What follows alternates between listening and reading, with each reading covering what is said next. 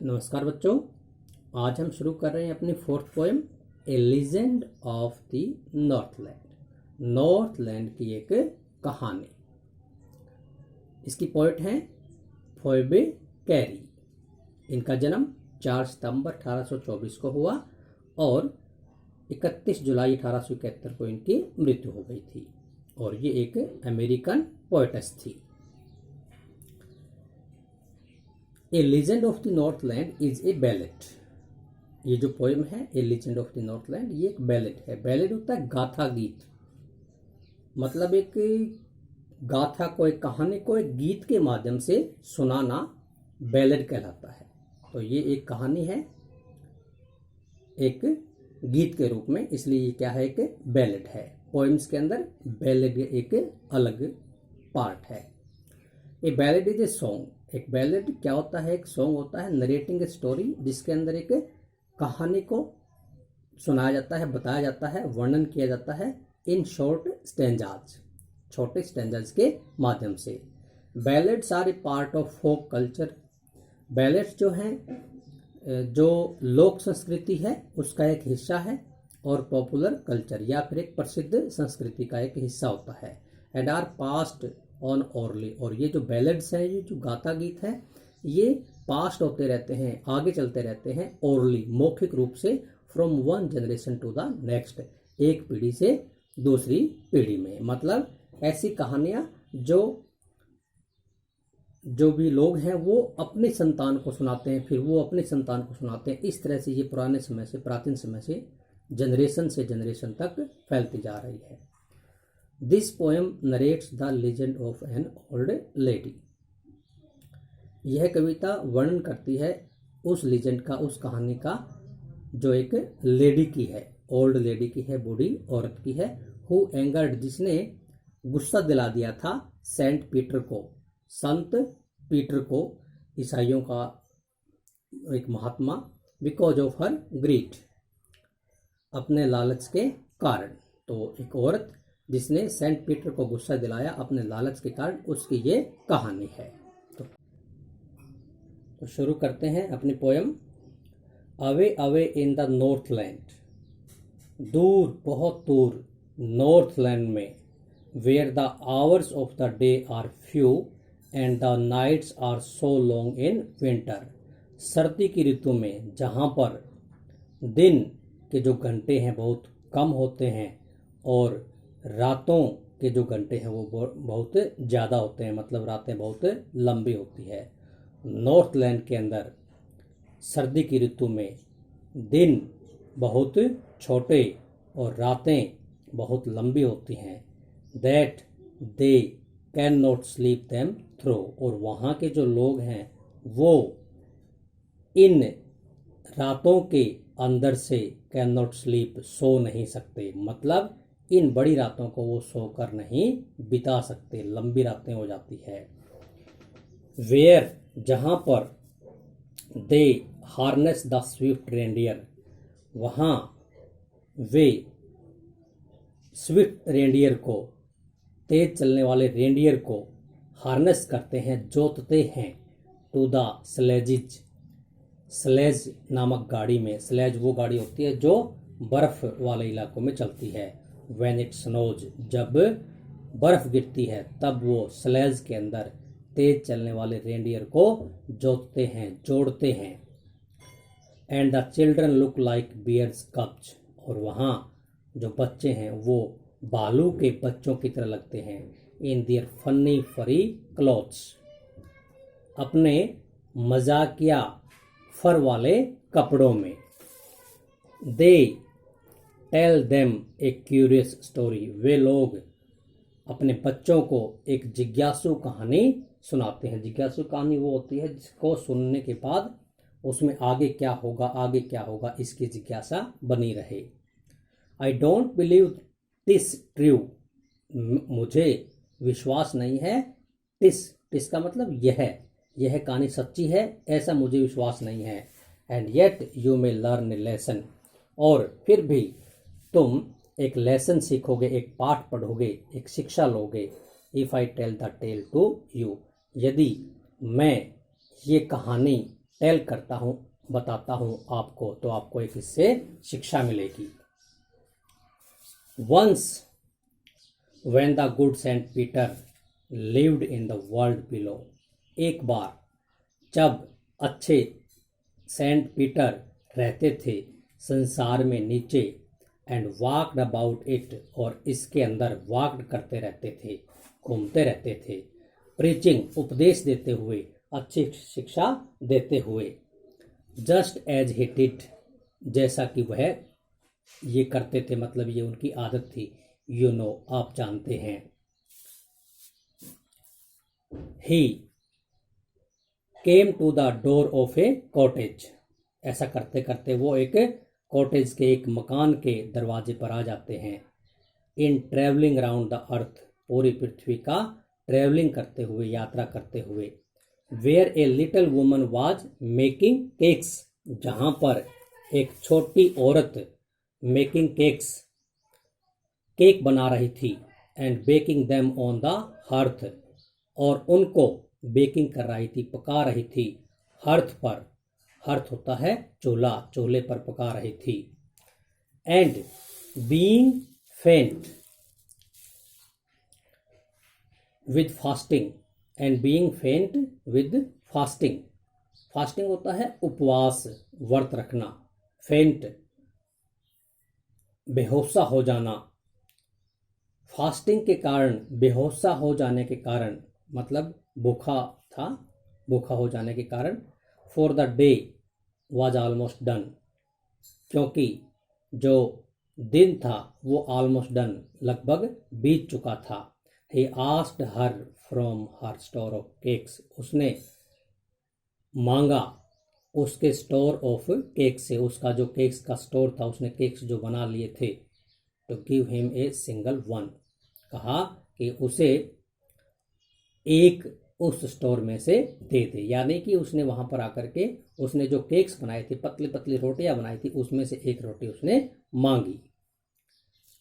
So she made a very little cake, इसलिए उस औरत ने एक छोटा सा, बहुत ही छोटा केक बनाया।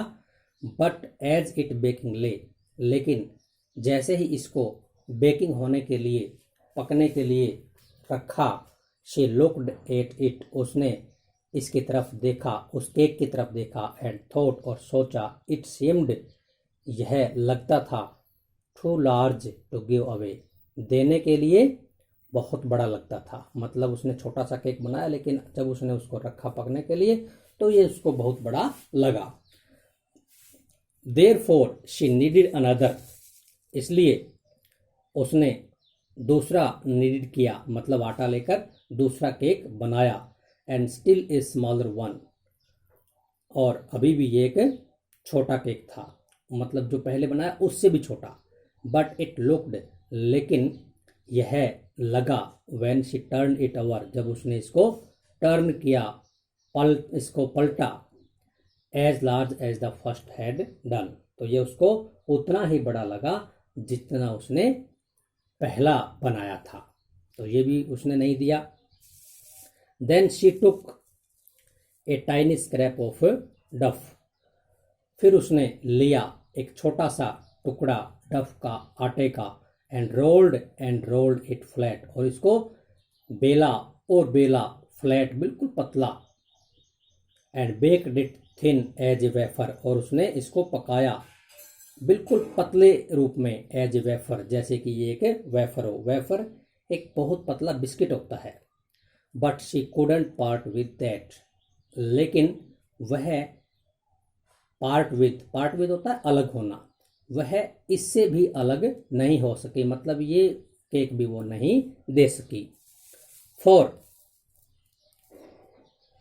शी सेड, क्योंकि उसने कहा, my cakes that seem too small, क्या कहा कि मेरे केक्स जो टू स्मॉल सीम होते हैं, लगते हैं, बिल्कुल छोटे लगते हैं, when I eat of them my self, कब, जब मैं ईट ऑफ देम माई सेल्फ, अपने आप इनको खाती हूँ, तब वो मुझे टू स्मॉल लगते हैं, बहुत छोटे लगते हैं, और येट टू लार्ज, लेकिन वो लार्ज हैं, टू गिव अवे, देने के लिए। कहती है मैं दूसरे को देती हूँ तो ये मुझे बहुत बड़े लगते हैं और खुद खाती हूँ तो मुझे वो बहुत छोटे लगते हैं। So she put them on the self, इसलिए उसने उनको अपनी सेल्फ पर, अपनी अलमारी पर रख दिया। मतलब उसने वो जो रोटी थी वो भी उसको नहीं दी। फिर क्या करता है? देन गुड सेंट पीटर ग्रू एंग्री, फिर अच्छा सेंट पीटर ग्रू एंग्री, गुस्से में हो गया। For he was hungry and फेंट, क्योंकि वो भूखा था और लगभग बेहोशा हो चुका था भूख के कारण। And surely such a woman, और स्पष्ट रूप से इस तरह की जो औरत थी, वॉज इनफ, वो काफ़ी थी, टू प्रोवोक ए सेंट, एक सेंट को, एक संत को प्रोवोक करने के लिए, गुस्सा दिलाने के लिए। एंड ही सेड, और उसने कहा, मतलब उस सेंट पीटर ने कहा, you are far too selfish, तुम बहुत ज़्यादा सेल्फिश हो, स्वार्थी हो, to dwell in a human form, इस ह्यूमन फॉर्म में, मानवीय रूप में रहने के लिए। To have both food and shelter, और तुम भोजन और आवास लेने के लिए भी बहुत ज़्यादा स्वार्थी हो। And fire to keep you warm, और अपने आप को गर्म रखने के लिए, तुम आग लेने के लिए भी बहुत ज़्यादा स्वार्थी हो। मतलब तुम जो है मानव रूप में नहीं रह सकती, क्योंकि तुम भोजन के लिए, आवास के लिए और आग से अपने आप को गर्म रखने के लिए, हर चीज में तुम क्या हो? सेल्फिश हो, स्वार्थी हो। Now you shall build as the birds do, अब उस सेंट पीटर ने उसको श्राप दिया। क्या कहा?